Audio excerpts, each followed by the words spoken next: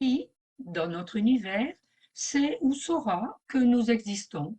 Ou quelles sont les conditions de distance et de temps qui permettent de communiquer? Et pour traiter ce sujet, posons la question. S'il existe des observateurs dans d'autres galaxies, quelle serait aujourd'hui la distance entre eux et nous, au-delà de laquelle ils ne pourraient pas savoir que nous existons? Le Soleil existe depuis 4,57 milliards d'années de notre temps cosmique. En 4,57 milliards d'années, la lumière du Soleil s'est propagée bien au-delà de notre galaxie, car sa dimension n'est que d'environ 100 000 années-lumière. Alors la réponse à la question n'est pas 4,57 milliards d'années-lumière. Qui serait la bonne réponse si l'observateur était dans notre galaxie, car celle-ci ne subit pas l'expansion? La bonne réponse doit tenir compte de l'expansion de l'univers. Alors reprenons le modèle décrit dans la première partie. L'événement est ici la première lumière émise par le Soleil il y a 4,57 milliards d'années. Et aujourd'hui, quelque part dans l'univers, nous allons déterminer à quelle distance radiale de nous doit se trouver un observateur éventuel qui pourrait recevoir cette première lumière. Lors de l'émission, l'univers était contracté. Son facteur d'échelle était de 0,695. La lumière a voyagé pendant 4,57 milliards d'années. Et on peut tracer la ligne d'observation de la première lumière du Soleil.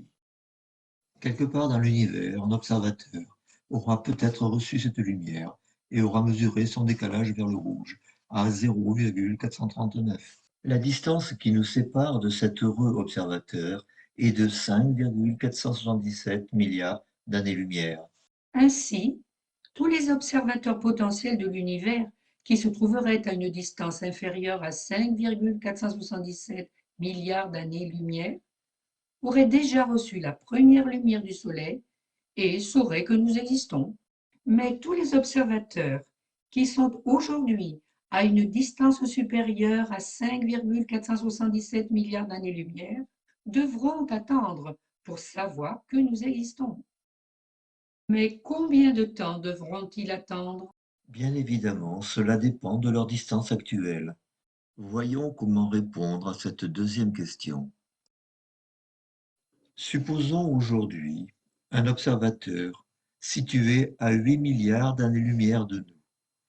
Sa ligne d'univers ne coupe pas la trajectoire de la lumière. Il n'a donc reçu aucun photon provenant du Soleil.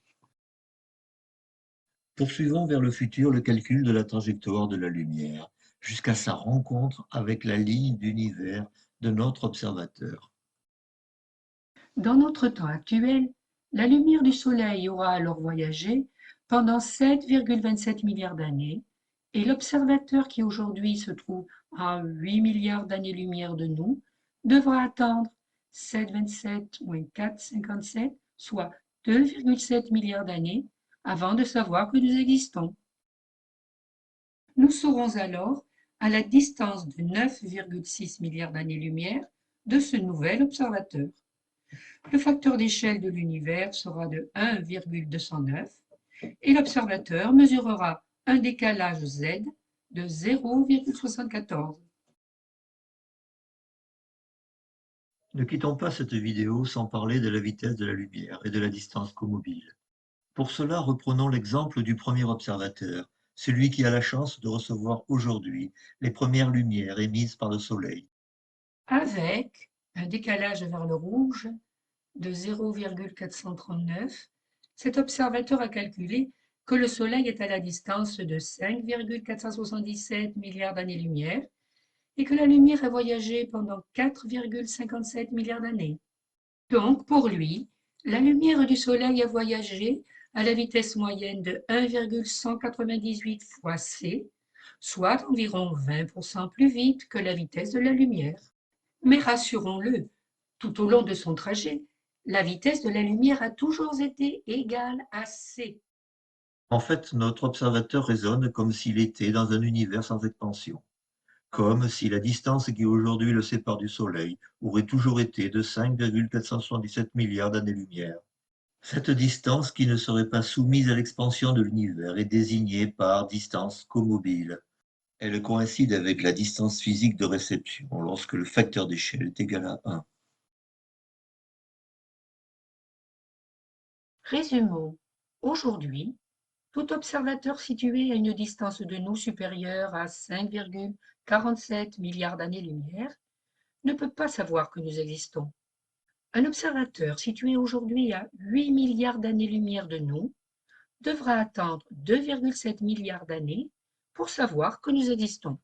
Pour l'observateur, la vitesse moyenne de la lumière est plus grande que c. L'observateur raisonne comme si la distance de réception était celle mesurée dans un univers sans expansion.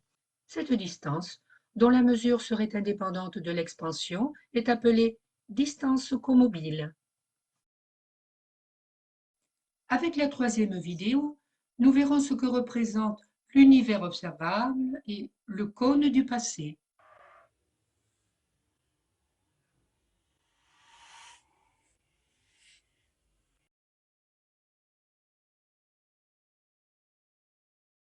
Voici une petite annexe au sujet de la vitesse de la lumière.